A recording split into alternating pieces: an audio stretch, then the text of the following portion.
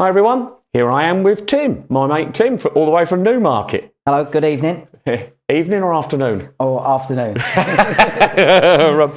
Tim's here. He's been a good mate of mine for a long while, which we're going to get into in a little while. He's going to talk about this.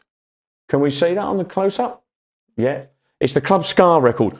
Let me just introduce why I'm talking to Tim. I met Tim about in the mid to late 80s. And Tim was one of the first people I knew that played a ska record that wasn't kind of like the Israelites. So you were DJing down Newmarket, Cambridge Mill Road. Cambridge down Mill Road, yeah. That's it. And you, I think Gary Melby and the others have been playing soul, and you played ska.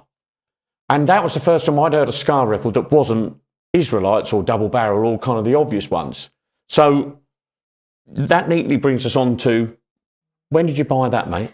Basically, I was about 15, maybe 16 years old. Bought it from the local record shop, Harper's in Newmarket. It was a lot of us, me, Molby, Rodders, used to buy a lot of our stuff from there. Yeah, yeah. I even bought my first ever Northern Soul record from their album as well. But basically, my parent, when I got into the mod scene and I was into the two-tone beforehand, I'd heard Israelites because my parents had a record that had the Israelites on it.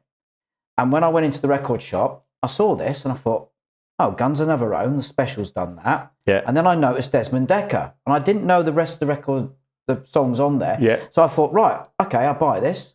Yeah. I did speak to the person who ran the shop and he said, yeah, good one to buy, anything else. I got it.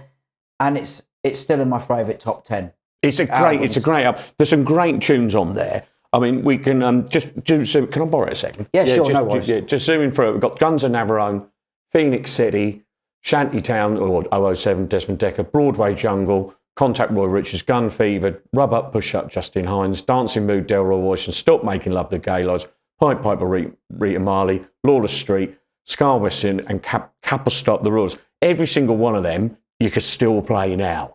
Yeah. They're fantastic. So what's your favourite now? My favourite on there is Stop Making Love by the Gay Lads. And any particular reason? Or I just don't know. I just think it's the one that sticks out the most for me on Okay. it. You know, originally, I think when I first got it, my favourite was Phoenix City by Roland Apalonso. Yeah, yeah. And sorry, it's a bit of a tongue tie. Yeah. But, you know, and even Shantytown by Desmond Dekker. Yeah. It's good. It's really good. But all of them are really good. But the one that really stands out to me is Stop Making Love. And that's the one out of all of them. I played it, funny enough, before I come up here. I played it yesterday. I haven't played it for a while. And it is in my top 10 favourite records I've ever bought. Good man. Now, how much did it cost you? Can you remember? That I can't remember, but it was probably under a fiver.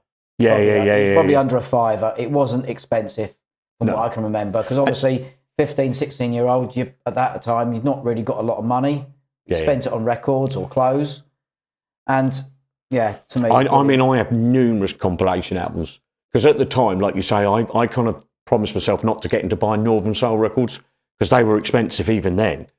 But if you could buy a good, decent compilation album, because if you're going to play at home or you're going to play at your mate's birthday party, you'd play it off an LP anyway. Nobody cared, did they? No, but this is the one that inspired me, that got me really into ska, rocksteady and reggae. Yeah. And hence why I used to go down to London.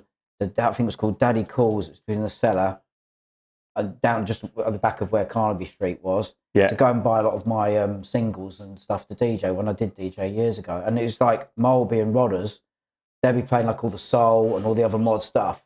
Apart from 3 other tracks, which was a Small Faces song, one soul song, everything else I played was ska.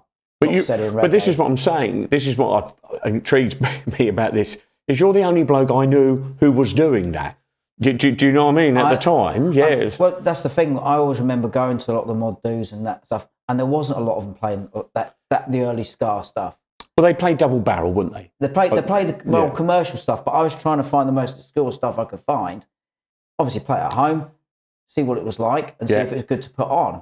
And it was, and it did used to work. Like I said, now, that story. But this is what intrigues me as well, and probably some of the viewers are watching this as well. If you go on a scooter rally now, there's like a Northern Soul room and there's a ska room. Yeah. There's a whole room, you know, just full of it. Whereas scooter rallies and mod rallies then, you'd probably get 15 minutes tops wouldn't you? Do Yes, you know what I mean? I know. And now that's like I would argue that's a big thing. Do you know what I mean? Well, it is a big thing. It's like that Reggae Sunday service that we've gone to. Yeah, before. brilliant. I've met you down in Camden, which is brilliant, where they just play a whole afternoon of ska, rocksteady, and reggae. Yeah.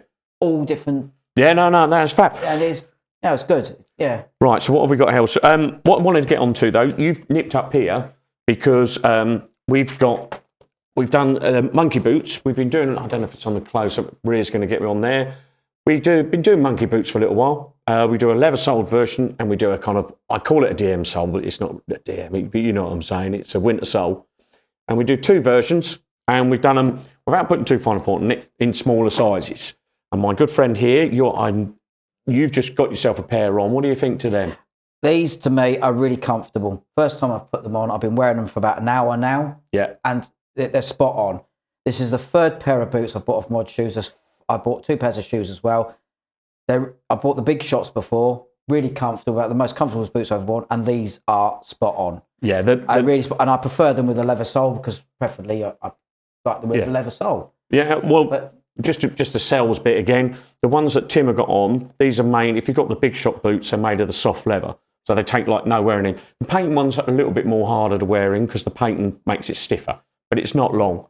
But anyway, mate, can I thank you for coming along and having a chat and enjoying your boots and being a good customer. If you've enjoyed this video, and there's many more of them on the website, and we'll see you again next time.